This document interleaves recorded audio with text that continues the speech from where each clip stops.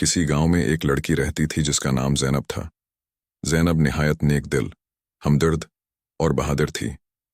वो अपने वालिदीन के साथ एक छोटे से घर में रहती थी और गांव के गरीब और ज़रूरतमंद लोगों की मदद करना उसका मुशगला था। लेकिन ज़ैनब खुद भी गरीब थी और हमेशा ये सोचती थी कि किस तरह अपने गांव के लोगों के लिए बेहतर जिंदगी का बंदोबस्त करे। एक दिन ज़ैनब लकड़ियां जमा करने के लिए जंगल में गई। अचानक उसे एक पुराना और अजीब सा चिराग मिला। ज़ैनब ने चिराग को साफ किया तो एक धुआं निकला और उसमें से एक बड़ा जिन जाहिर हुआ। जिन ने ज़ैनब से कहा, मैं उस चिराग का गुलाम हूं, जो तुम कहोगी वही करूंगा, लेकिन याद रखो मेरी ताकत को सिर्फ नेक कामों के लिए इस्तेमाल करना। ज़ैनब ने जिन का शुक्रिया अदा किया और कहा, मैं अपनी ख्वाहिशात के लिए कुछ नहीं चाहती, लेकिन गांव के गरीब लोगों की मदद के लिए तुम्हारी ताकत का इस्तेमाल करना चाहती हूं।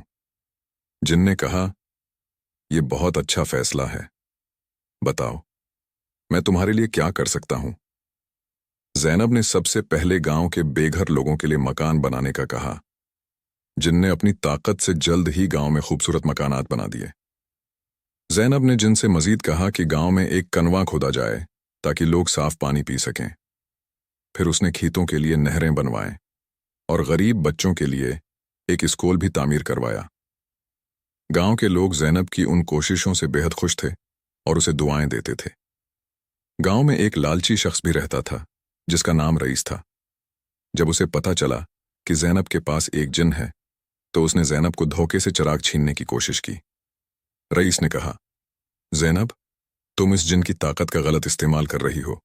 मुझे ये चिराग दो ताकि मैं गांव को अमीर बना सकूं। ज़ैनब ने रईस से कहा, ये चिराग इन लोगों की खिदमत के लिए है जो ज़रूरतमंद हैं, न कि लालची लोगों के लिए। अगर तुम्हें मदद चाहिए तो मुझे बताओ।